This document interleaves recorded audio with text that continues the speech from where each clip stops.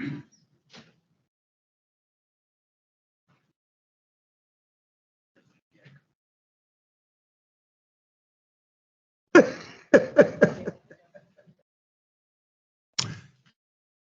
on in.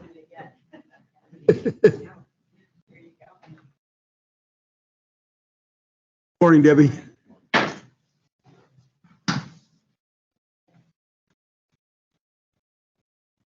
Wires. Sir, Okay, are we recording? Okay, very good. All right. Okay. All right. Our next candidate is Debbie Carpenter. Welcome. And we'd like to ask you to sort of start things off here by taking a few minutes to sort of introduce yourself to the audience. absolutely. My name is Debbie Carpenter. I've got just over 28 years in the fire service. My first almost 27 years was with a suburb of Dallas, down in Dallas-Fort Worth.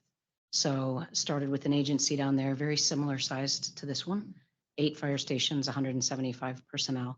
Worked my way up from probationary firefighter in 1995 to assistant chief beginning in 2018 and retired from there in 2022. Currently, I'm the fire chief of Spirit Lake Fire Protection District in North Idaho. We are between Coeur d'Alene and Sandpoint, and I've been there for about 1.5 years. And the district is different. It's very rural. It's a change from the hustle and bustle that I grew up in the fire service in Dallas-Fort Worth. Or as I like to tell people, I went from 8.5 million people to 8,500. So being from Dallas, if this is a game changer, I should go ahead and say that I was happy the Texas Rangers won the World Series. So if that's going to be a sticking point, that's it. We're more interested in your football relations. Anyway, all right. Go ahead, Mark. I can't follow that.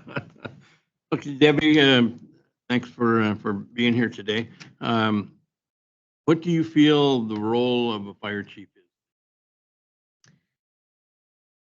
The role of a fire chief is to prepare the agency to take my place when I'm gone. It's that simple. As firefighters, we're all in this industry for public service. We're there to answer calls. We're there to mitigate problems that occur in people's lives, causing them to call for service. And as a fire chief, my job is to prepare that generation to make those calls. I am here essentially to give my firefighters the tools they need to do their jobs and to enable them to seamlessly and easily replace me when I'm gone. Obviously, that's a big ask, and that involves everything from apparatus, benefits, salaries, education. But all of that ultimately comes together where ultimately my job is simply to give everyone under my command the ability they need to do their jobs and to serve the community well. Much? Debbie, would you mind pulling that mic closer to Closer? you? I'm having difficulty hearing. Yes, Thank sir. you. How's that? Stand up and project. My grandmother used to never told me to speak up louder. This is great.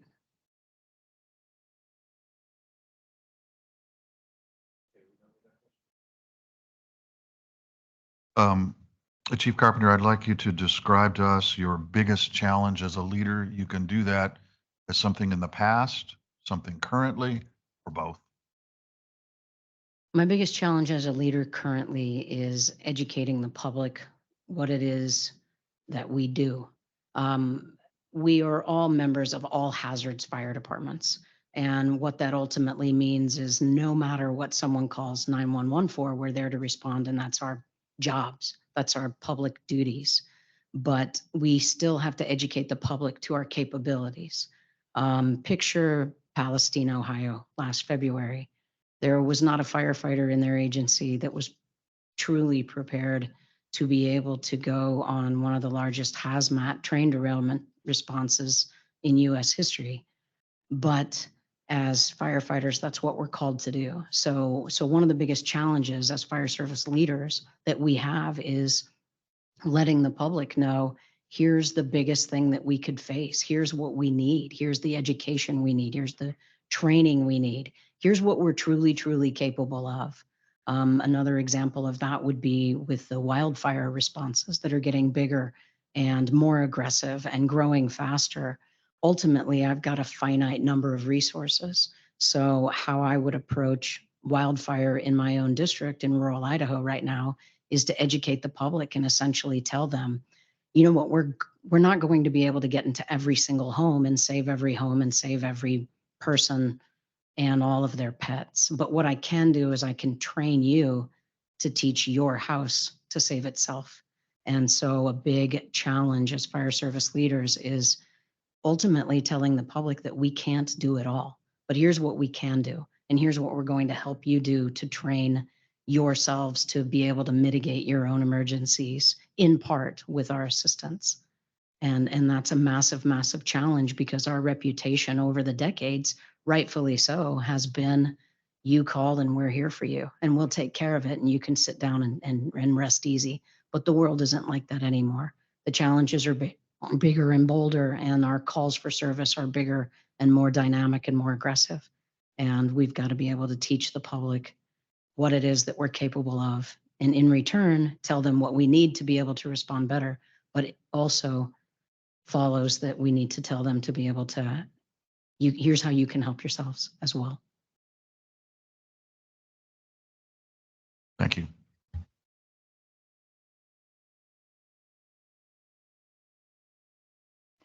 What is your experience with JLM or joint labor management relationships, and how do you plan on creating a sustainable, productive relationship? Joint labor management relationships are obviously one of the biggest issues that we face in the fire service. And growing up as a firefighter, I was very, very involved in our union in my fire service down in Texas. I held various ranks and various positions in it. As a fire chief now, I recently had a labor management negotiation process where we put in a new 2-year collective bargaining agreement. So I've come at this from both sides of the table.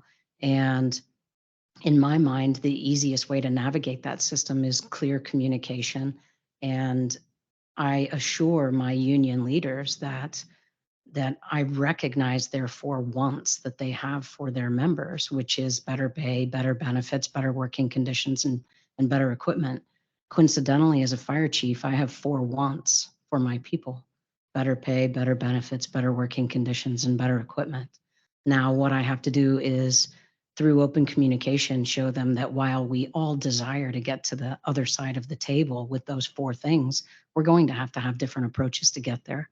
And clear communication is the way to show them what my limitations are. And ultimately, I think that labor management negotiations is all about being very fair, being very open, and having very clear expectations. It's not as difficult as I think some textbooks make it out to be. Yeah. Okay. Describe what approaches you have used to promote diversity, equity, and inclusion in your department and the results. Sure. Not only do I teach DEI issues through NDRI, which is the National Data Research Institute based out of Kansas City. I've been a member of their grant process that they obtained through FEMA to teach DEI across the country. And in fact, I've actually taught classes up here on the other side of Seattle as well last year. But in my own agency specifically, we had a recognition a few years ago when I was personnel chief. And again, this is down in the Dallas area. We had a recognition that we, as most fire service organizations out there, were not very representative of our communities. And that's on us. That really is on the fire service. But I think that we can mitigate some of that through better recruitment and better education. So what I did down there was I obtained a grant from a Texas insurance agency, and we held a week-long, and I believe it is still occurring, but we held a week-long mini fire academy for kids that were underrepresented in fire and emergency services. So what that means is I obtained the grant. I basically told the insurance company, here's what we want to put on, here's the goals of it, and give us money. And luckily that approach was successful, and they gave us money. And I went to the high schools, the local school district, and all students, when they come into high school, take an aptitude test of sort, where they are able to show these students as ninth and 10th graders, here's some areas and fields you may want to consider getting into, because you've got strengths and talents that really play a part in this type of job career and opportunities for growth. So I went to the career and college readiness counselors in the local school district and said, can you identify students that are suited for public safety based on these aptitude tests? And they said, absolutely. We've got 46 students say that are slated that they show that they have a great aptitude for public safety and for public service. And I said, great, we want to start a mini fire academy for students that are underrepresented in fire and emergency services. So think women, think minority populations, that while women may be 50% of the US population, we're only about 4% of career paid firefighters in the United States. And so I said, could we then identify the students in this program that may be suited for this week-long summer camp? So we had the students do essay applications. We talked to their parents. We talked to them about the goal of the program, and we ended up our first year with 18 students, all of which were from underrepresented groups in fire and emergency services. Now, that was only 2.5 years ago. So I would say that the results are not yet, available. So what our hope is as these students then get introduced to the fire service, they had an amazing time. There were a lot of tears actually at our graduation ceremony on Friday afternoon, where each student stood up and told the rest of the class what it meant to them, what they learned that week, the processes that they were able to successfully navigate, and how much it meant to them. But our hope is that what we're doing with a program like that is introducing the potential to a bunch of kids that have never before seen themselves reflected in public safety in their community, that they recognize now that they've got the ability and the want and the desire, but more importantly, they've got the ability to be able to achieve a goal like that. So it would be very, very interesting study to go back 5-8 years later and see if any of those young students have gotten onto their local fire department and essentially become the hometown heroes that the goal of that program was for. So that's a specific thing I've done with my own agency in the past. And then in addition, I teach DEI across the country. Just a quick follow-up to that, Chief. Yes, sir. If I have a sense of the community around Spirit Lake, probably not particularly diverse. However, It is I not. would imagine 50% of the population is female. Mhm. What's the percentage of females in your department, and what are you doing now? I know you've only been there a relatively short time, but what's your sense about what needs to be done? You haven't already initiated it in regard to increase Right. women in your workforce. Yes, sir. I have no career firefighters that are women in Spirit Lake workforce. I have none. What I have done is already done 2 career days at the junior high and the high school, going in to talk to students there about what it's meant to me to be a firefighter over the years, what the sense of fulfillment I've gotten out of it. And I'll tell you pretty frankly, most of the area in North Rural Idaho had such a strong history and tradition of volunteerism prior to my getting there. We are fully career where I am now, but prior to this time, we obviously had volunteers that I've actually seen a lot of the agencies around me have a higher percentage of women in their ranks than 4%. And I think that is due, and it's a testament to the volunteerism that traditionally there are higher numbers of volunteers that are women. So my plans for increasing that in the future is just to continue to do outreach, to continue to show my the citizens and the visitors to our district that we run a successful agency and we're open for in the next testing process, no matter who you are, no matter where you're from. One other thing I've done is I've actually been teaching through North Idaho College, one of the rookie academies up there. And that's important too, because these young men and women, but particularly since you asked, the young women in this fire academy, now they see that they've got a chief officer who's a female in their area. So a lot of it is a lot of community outreach, and it's making myself available. It's making myself visible in a very simple statement, making myself very visible to the community so that young women can grow up and say, hey, that is something that I can do.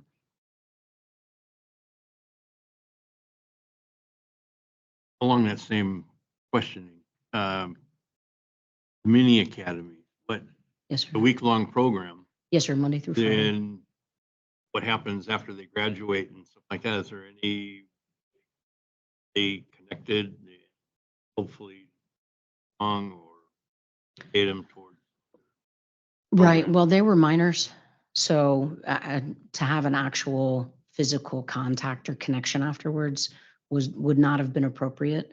But what I did was kept in touch through those counselors, the college and career and military readiness counselors through the school district, and encouraged the counselors to continue to tell them if they have questions, they are allowed to, come back and talk to us. They have to go through official channels and talk to us in fire administration, obviously.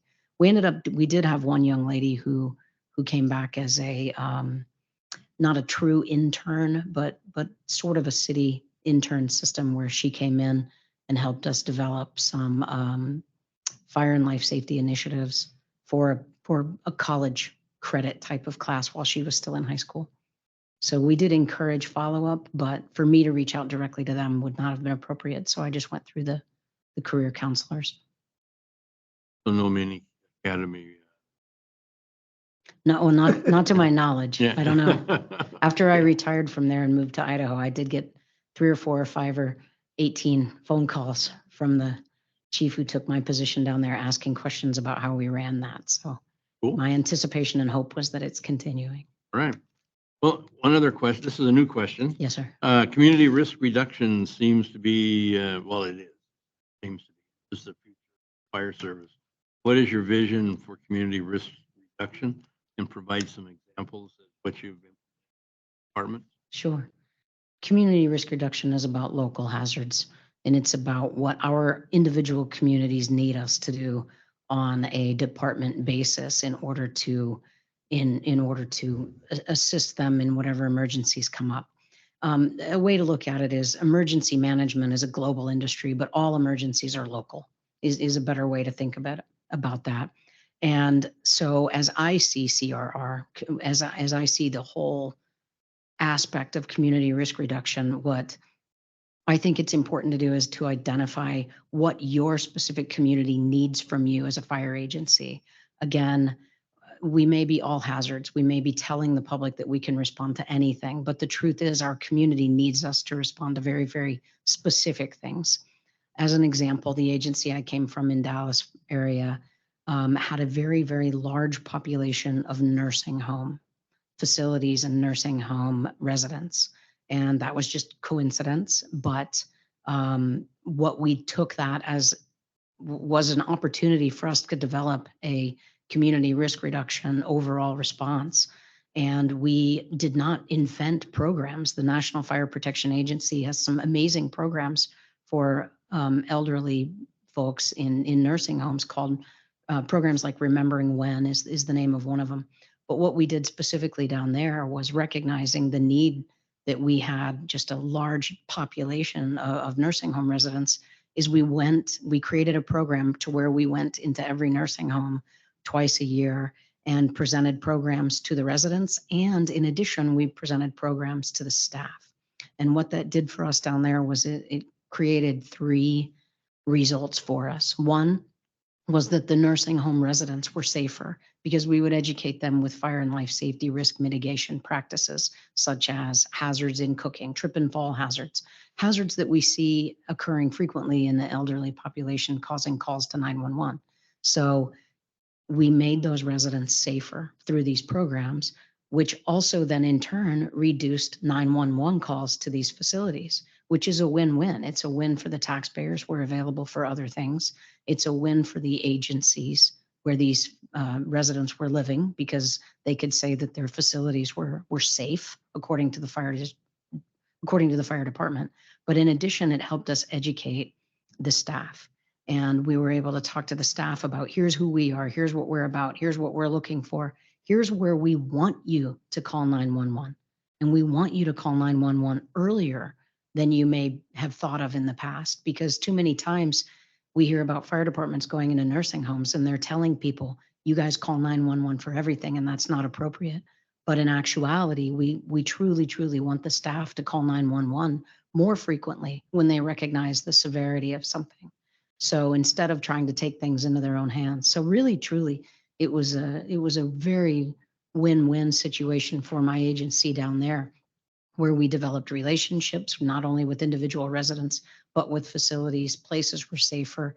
We did not have as many nuisance 911 calls of any kind, from fire alarms to injuries, nor did we have any issues with communication. So then it really was a great program down there. But to go back to your question, Commissioner Thompson, with the community as a whole, I think risk reduction tenets really mandate that we find what is in our individual communities and what our people need us to respond to. As an example, where I am now, wildfire obviously is a big concern. You know, not this time of year, but certainly in July, August, and September. And so my community risk reduction up there in rural Idaho is built around going to HOA meetings, going to Grange meetings, educate people about, again, how to harden your home, how to make your home fire safe, how to train your house to save itself in the course of a wildfire. Whereas here in closer to coastal Washington, you know, the situation is going to be community specific. So yes, CRR is this huge buzzword. It's this big thing for the last 5 years or so. And I was over community risk reduction in my agency in Dallas, and I've done a lot of education on emergency management and mitigation, but it becomes very, very community specific. Mark, I want to ask a follow-up question on that. Yes, sir. So if you came here based on what you know of South King, how would you organize it? How would you resource it? What do you think is realistic The and first, needed? I yes, know sir. you haven't done the identification. Right, We haven't either. But what would your approach to the organization of that program be? right. Does that make sense? Yes, sir. The first way to organize it is through NFIRS, the National Fire Incident Reporting System. Let's look up the type of calls we make. I mean, we all know that nationally, the fire service say 75% is medical calls, and so many is fire and so many is that. But the NFIRS systems actually allow us to get into the weeds of categorization, and we can see, are we going on how many heart attacks? Is this a community to where we need to focus more on CPR and AED education? Are we going on a higher number of car fires? Is this an area where we need to focus on teaching people how to just care for their own apparatus, you know? And so the first and easiest way to organize is by types of calls. And NFIRS allows us to, the NFIR reporting system allows us to get into the weeds on that. And then following an identification of type of calls, I think that the public knows what they want from us. I really do. I think that the easier said than done, certainly, but through a series of public communication and talking to people in this district, we need to know what you expect from us. I want to know what you want from us. The days of saying, I'm going to wait till there's a fire and call 911 and you're going to be there, those days are gone. It's a lot more proactive. What the public may want from us would be a fire safety program for teenagers. What the program may want from, what the public may want from us it could be anything. But I think asking them what their expectations of us helps then direct community risk reduction to our specific area. I think you described the what pretty well, but my Mhm. question may have led you astray. What I was really trying to get at was the how, based on what you know of our organization. How would you accomplish what you just described organizationally? Right. What would you create a new division? Would you put it in an existing division? Where would the resources come? I think that the training division could certainly take care of any training that we would need in order to respond to area specific calls better. Have a training division. Remember, we're part of a consortium. Yes, sir.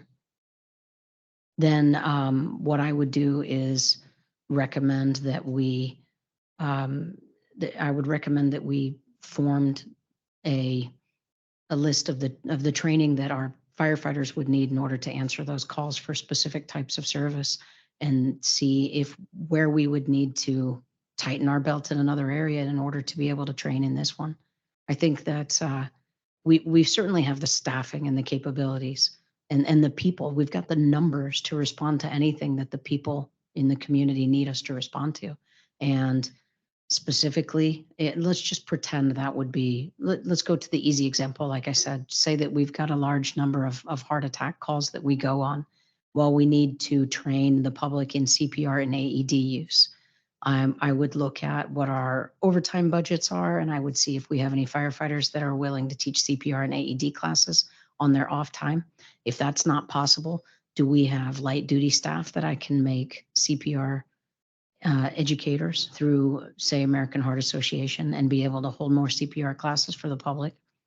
So as a specific example, without knowing exactly what that data would show, I think that we would be able to use our own personnel in order to teach the public. I mean, in tiny Spirit Lake, Idaho, I teach about 10 CPR classes a year myself. So I think we'll have the ability and the capability to answer that. Thanks for the clarification. Yes, sir. Okay, this is something that I've been thinking about for quite a while. Is please describe your management style and what is your problem-solving model? Okay. Yeah. My management style is very open door. It's very, let me help you achieve what you want. What I do currently is I sit down with everyone who's a direct report to me annually, and it's not a traditional annual evaluation. It's not a traditional check the boxes that say, is this person performing up to these standards? What it is instead is a conversation. Where do you see yourself now from last year? What are your goals for this next year? What is your passion in the fire service? Everyone has a why. What was your why for getting in to begin with?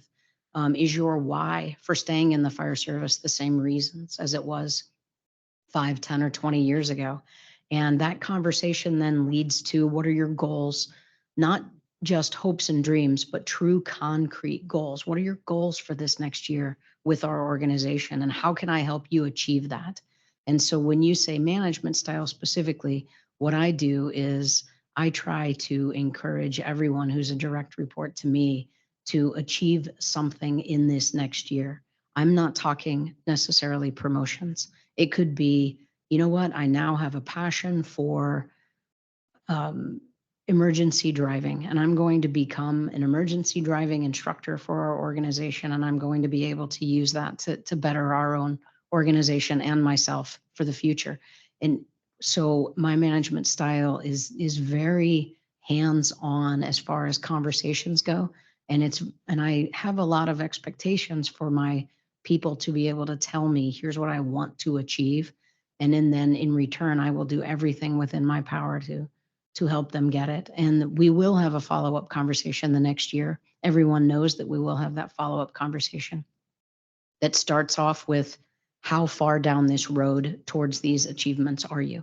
Have you had the ability to get to where you want to go based on our conversations last year? If not, what were the roadblocks? What can we do to get over those roadblocks? If so, do you have something else that you want to do? So as far as just overall everyday management, it's very open door, it's very conversational, and it's very focused on helping people grow in their roles in fire and emergency services. Now, that's not to say that I am not willing to discipline. I was personnel chief for a long time and currently fire chief, and if things need to be handled, they need to be handled. So, and I apologize, Commissioner Thompson, you said my management style, and then the second half of your question was? Oh, right. Gosh, I think it depends on the problem, right?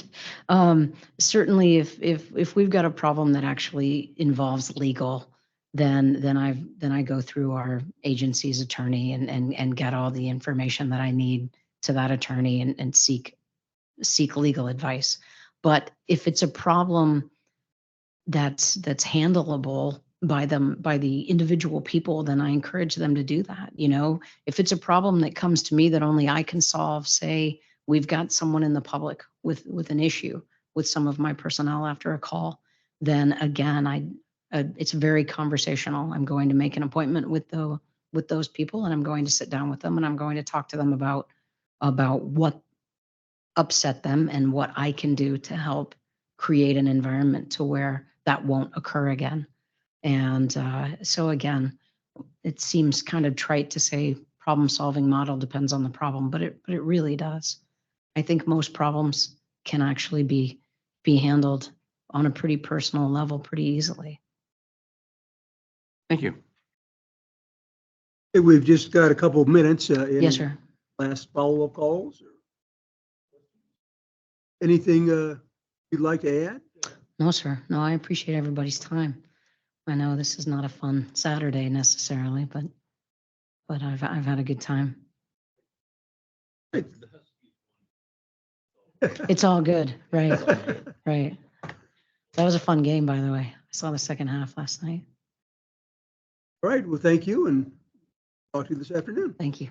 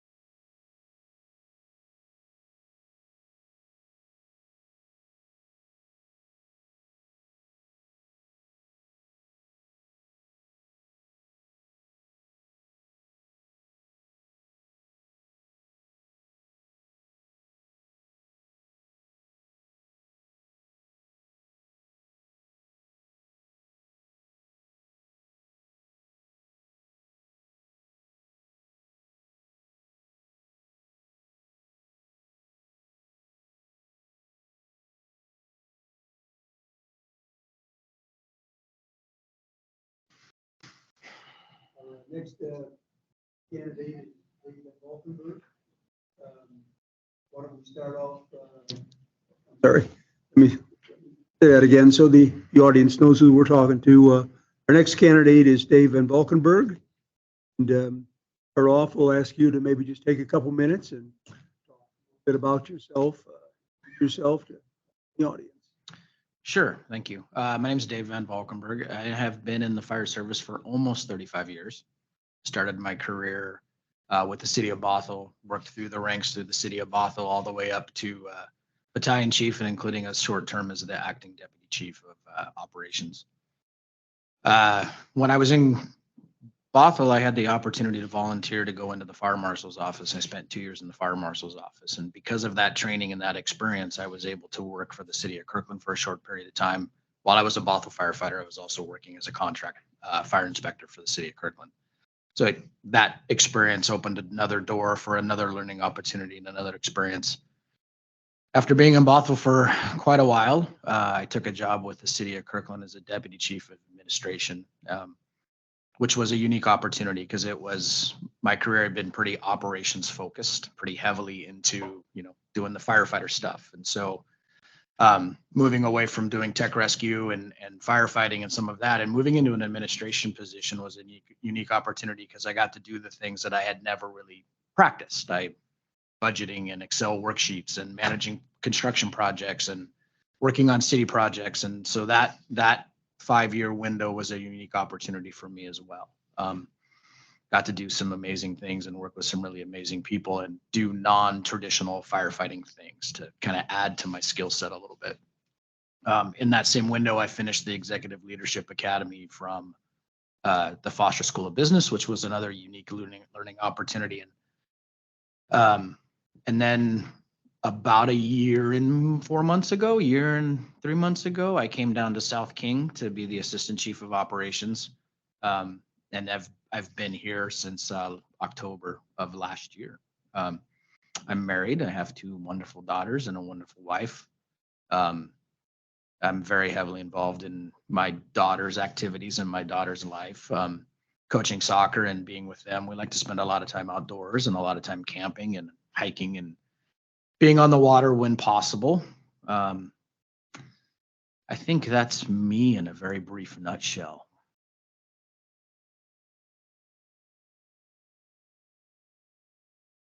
Okay, buckle up. Here we go. Chief, what do you feel is the role of a fire chief? It's a multifaceted role. I mean, it really varies depending upon the day, the context, the topic, what specific issue you're dealing with. But I think primarily the role of the fire chief is to be the voice and the face of the fire district and be out to be able to articulate the message to the community of who we are and why we're important. Sharing with the community how we can help them and how we can partner with them and how can we represent their needs and help them find an avenue to a better quality of life. Another part of that is really internally, your role is to be the person that advocates for the firefighters and advocates for the fire district. What is our appropriate level of service? What is our staffing? What are the resource needs that our firefighters bring to the table? Because you are that primary point person. So you're the external voice, but you're the internal voice as well. How do you represent yourself to the board and how do you represent the needs of the firefighters? Because I was just reading a very interesting article and basically the context of the article was if you have dissatisfied or unhappy employees, you are going to give poor customer service. So that internal environment starts with the fire chief. That internal environment and how we set our culture and how we set our expectations is going to directly relate to how we interact with the public and the quality of service that we give to the public. And we do a great job here at South King of giving good quality service, but that doesn't mean we don't have room for improvement. So external, what is the fire department? How do we help you? How do we meet your needs? How do we meet you where you are? And then internal, how do we advocate for those things that we need to the Board of Commissioners? And then lastly, you're the role model for the culture. What is the culture of the organization? That falls on the fire chief. So if you want the culture of the organization to be inclusive and embracive, and you want people to feel like their efforts matter, and you want them to know that they make a difference every day when they come to work, that starts at the top, right? The buck stops with you.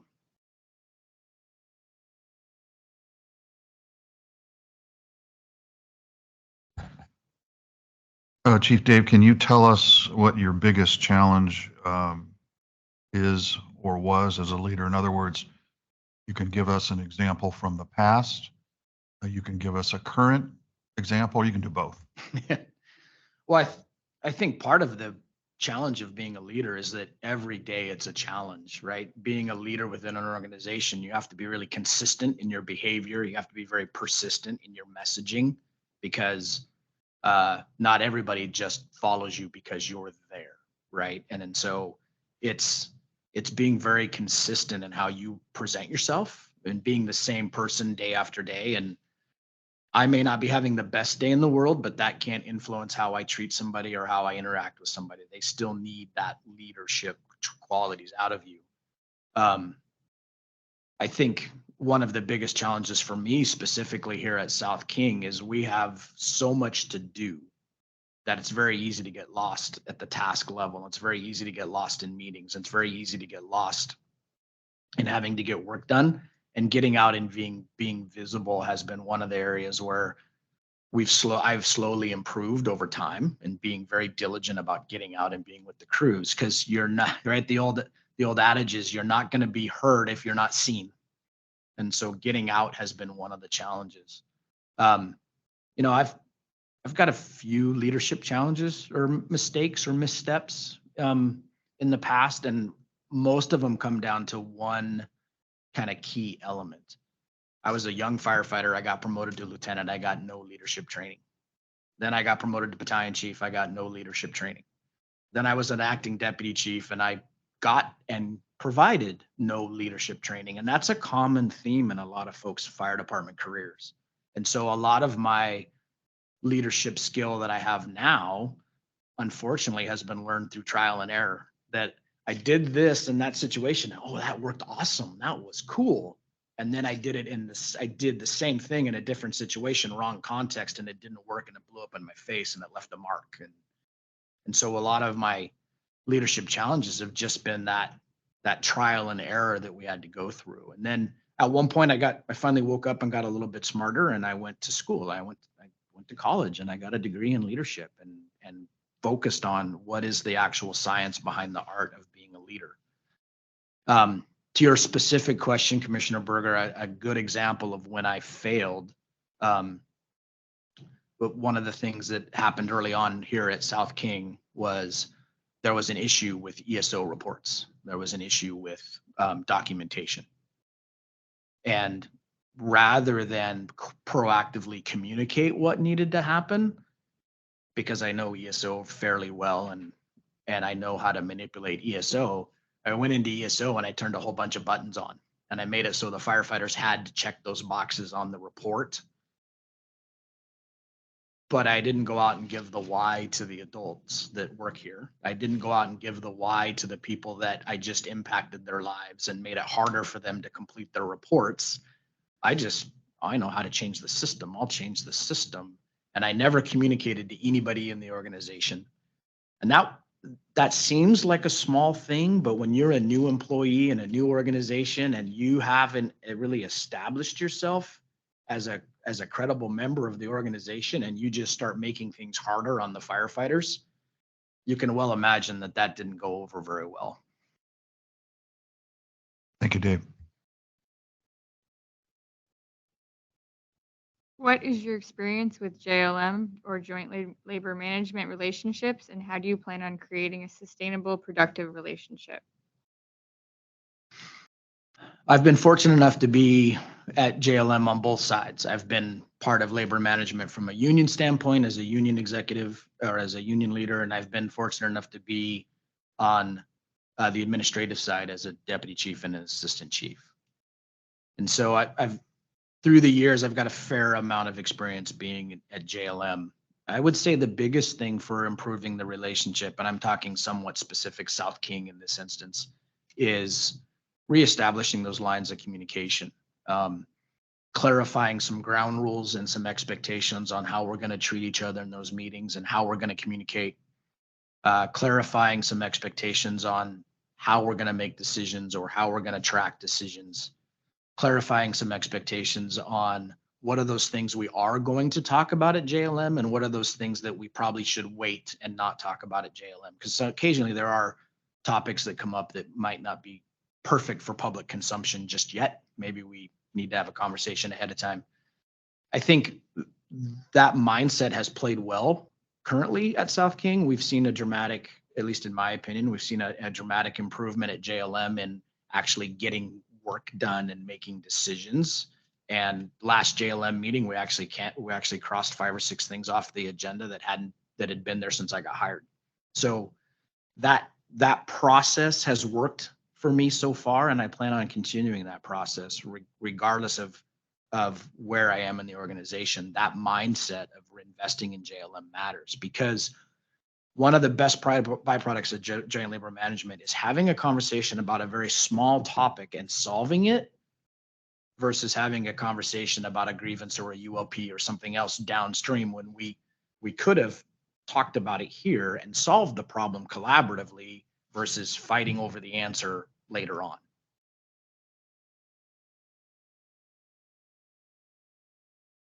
Okay, describe what approaches you have used to promote diversity, equity, and inclusion in your department and the results.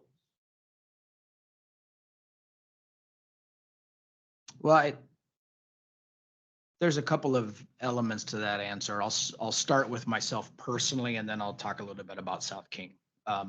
Myself personally, since the inception of the committee, I've been on the King County Fire Chiefs Diversity and Inclusion Committee. And that group has done some really great work with open houses and avenues to testing and practice interviews and removing some of the roadblocks for folks to come in. Along with that, we've addressed recruiting efforts all across King County. So Zone 1 and Zone 3 and Seattle have started to adopt some of the practices in recruiting. If you go on the King County Fire Chiefs website, you'll see there's a toolbox.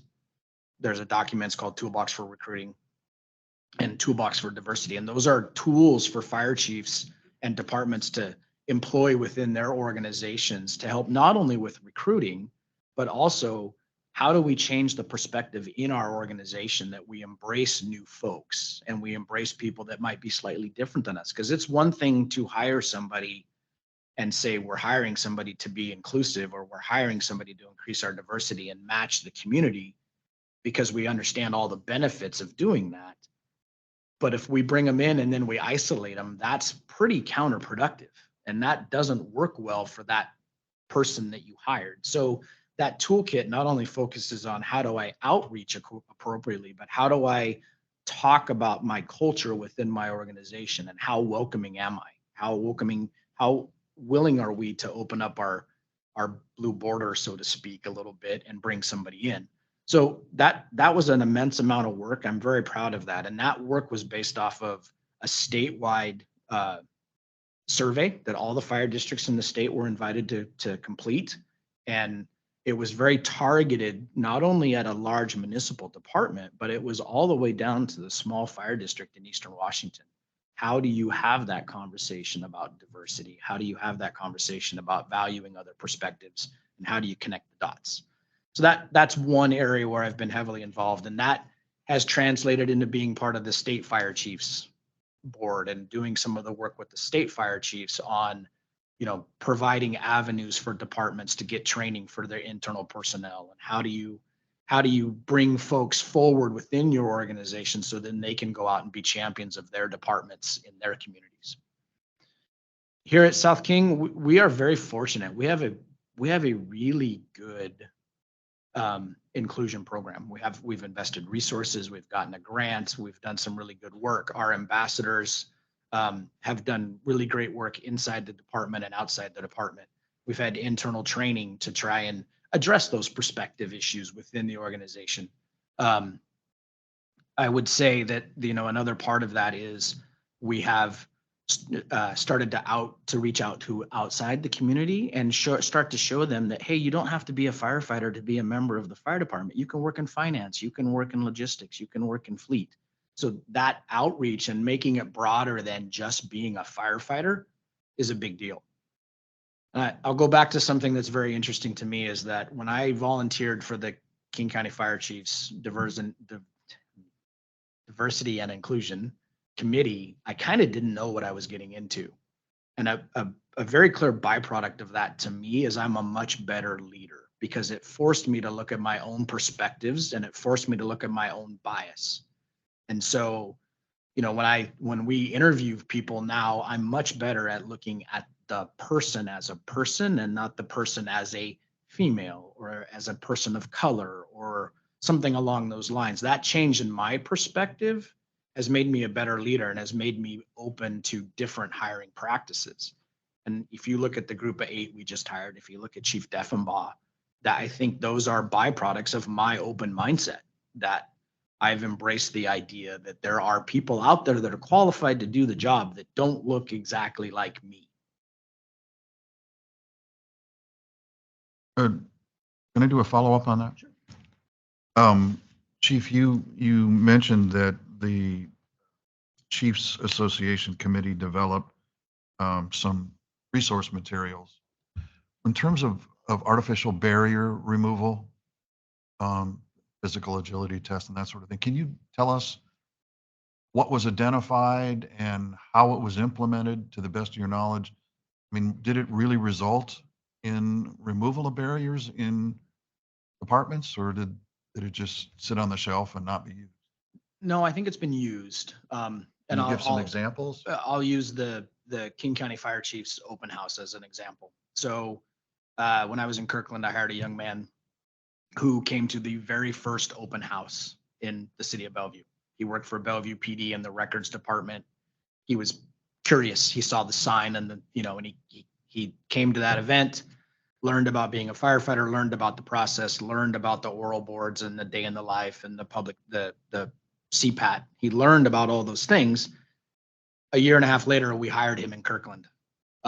And we just had a meeting because we have an open house coming up on the 16th of December, and some of the South King folks are participating. They're presenting in that event. And in that meeting, 2 other chiefs recognized that they had hired employees that had gone through that program. And we actually are now tracking that demographic. So we track who applies, who comes. We're now tracking, did you come and did you get hired?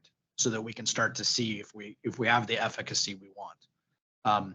So I would say, yes, it's working. It's not perfect.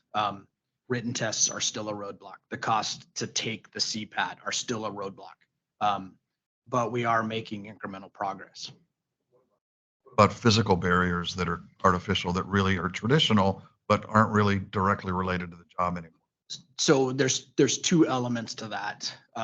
One is making sure folks understand what are the physical requirements and what exactly is entailed, because the fire service, we've lost a lot of our volunteer programs and we've lost a lot of our cadet programs. And so people are coming to us without a good understanding of what it actually takes.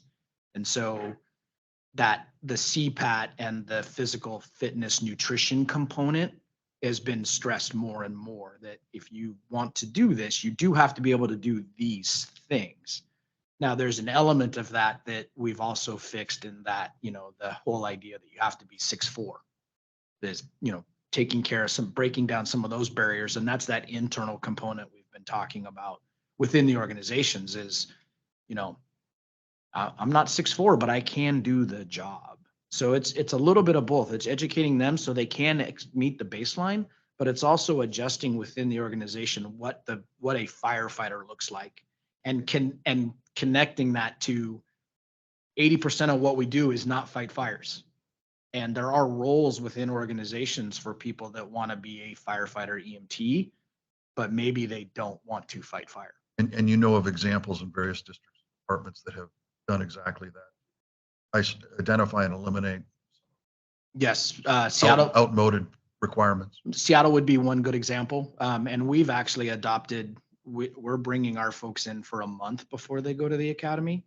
And we're making sure that they understand, how to use their body, how to stay healthy, how to have a good level of nutrition, how to have a baseline skill set before they go to the academy. So it's not quite as stressful and unknown.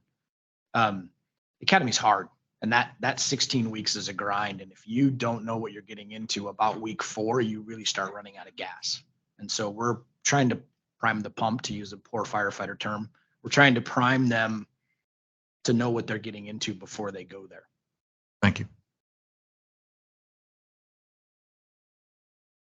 Hey, Community risk reduction is the future path of the fire service.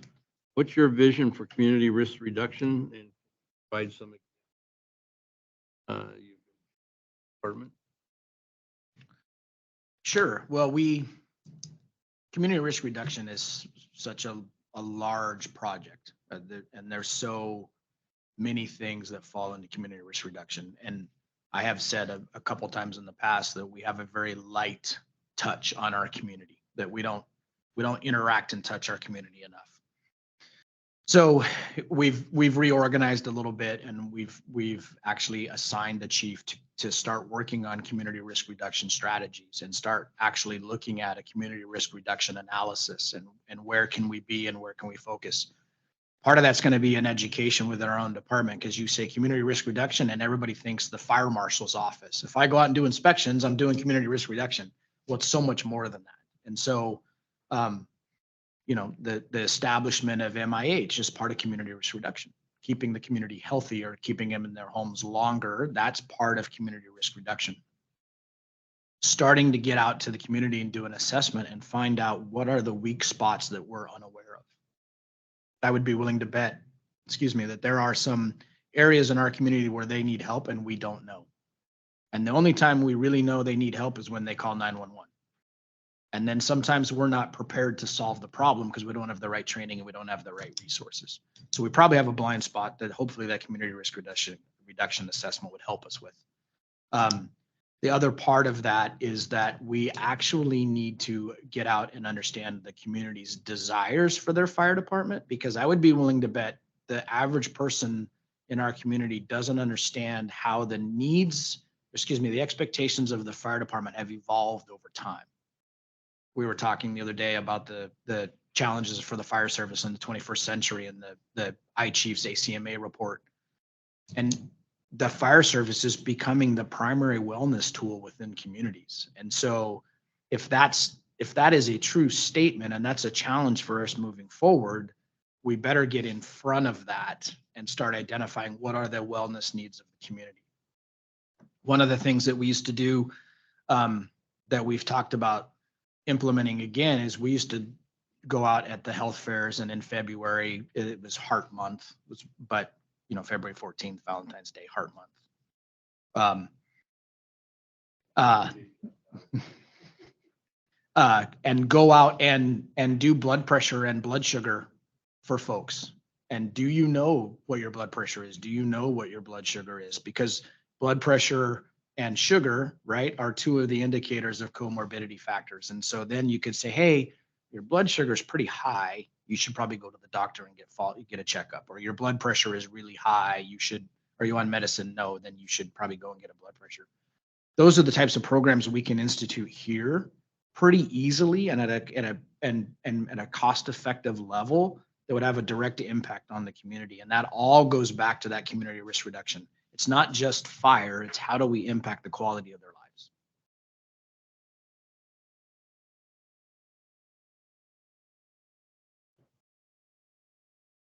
Okay, you got another one.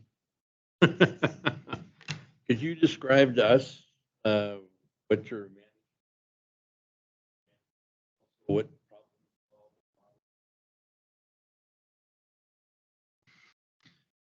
Well, my management style is pretty inclusive. I am a firm believer, and unfortunately, we were talking about leadership and learning through trial and error. I've learned this one through trial and error as well. When I try to make too many decisions on my own, I don't make great decisions all the time. So I've learned and evolved through time to really understand and value other people's perspectives when it comes to management style. So we have this program we want to institute, or we have this decision we have to make, or we have this whatever it is. I try very hard to be inclusive. Now that's always dependent upon time. That's always dependent upon resources. Ultimately, it's the fire chief's responsibility to own that decision, whatever it is. But really and truly, my management style starts with being inclusive. The other part of that, though, is if you want to be inclusive, you've got to really set some expectations. You've got to set expectations for folks so they know what's expected of them, and they know where to go, and they know how to make decisions when you're not there. And along with that, expectations, a big component for me is leaders' intent. What do I want this to look like when we're all done? That I'll give you an example. So Chief Deffenbaugh working on mobile integrated health. The vision I shared with her, my leader's intent was that we had a program that could address low acuity calls, that could meet people in their homes, that could provide resources, that could prevent 911 calls for those things that maybe aren't in our specific wheelhouse. How Chief Deffenbaugh and her staff gets there is a little bit up to her. I'm the resource. I'm here to guide. I'm here to answer questions. But my intent is this is the program that we need. How do we get there? And in my intent or my vision, what did I miss? What do we need to add? That's kind of an example of what when I consider that inclusion element in leaders' intent.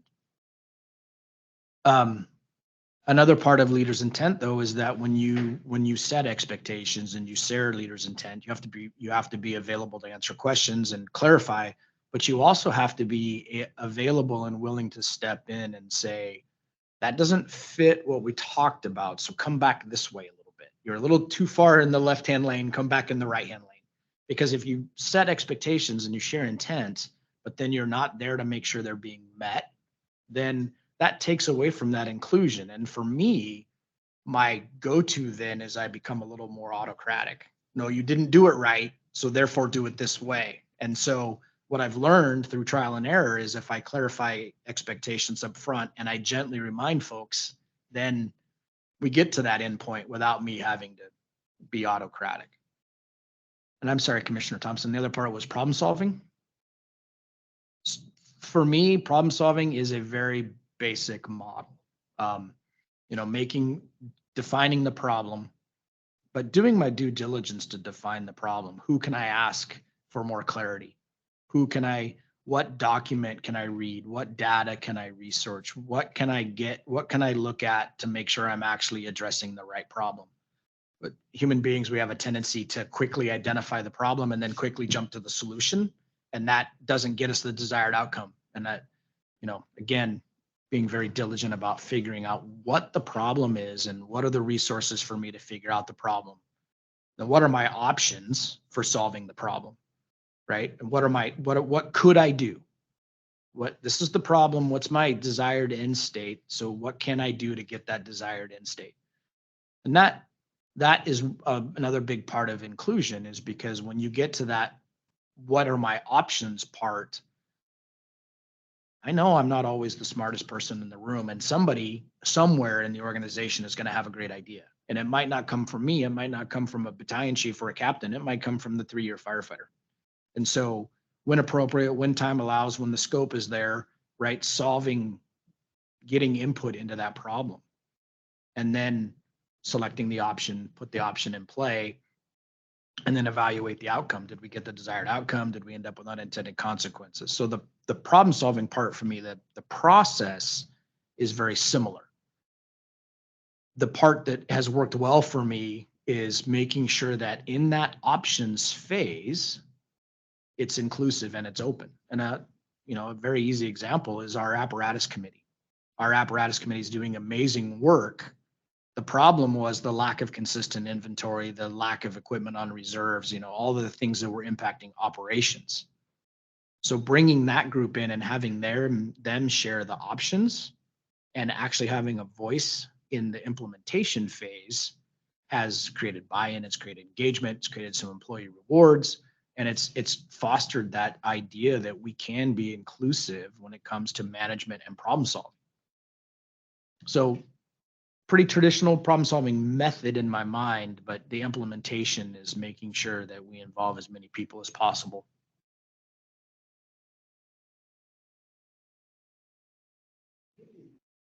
We've got maybe just a minute or two, and ask follow-up questions.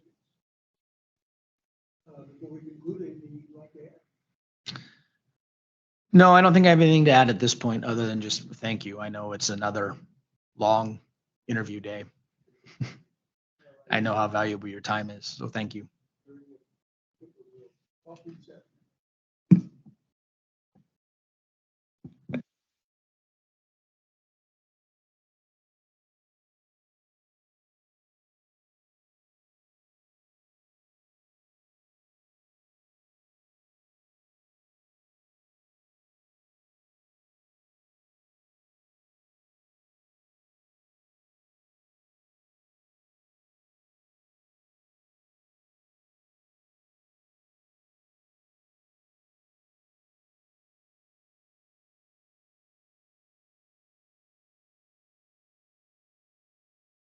Excuse me, my mic wasn't on.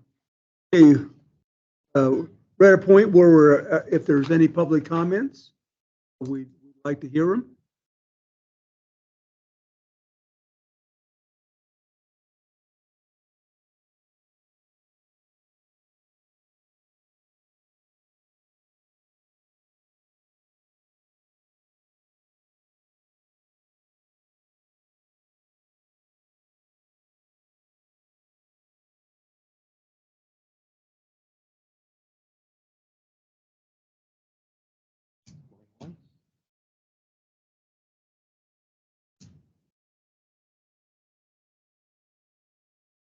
Okay, no public comments.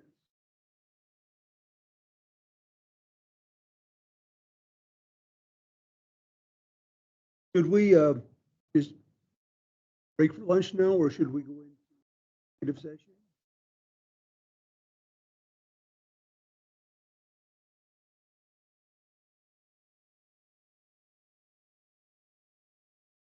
All right, at this point, the board is going to adjourn into executive session for RCW 42.30.10.1G to discuss the qualifications of applicants for public employment. Action may or may not be taken after the executive session. We anticipate that the executive session will last till approximately 3 o'clock. If we need more time, we will end. At this point, executive session.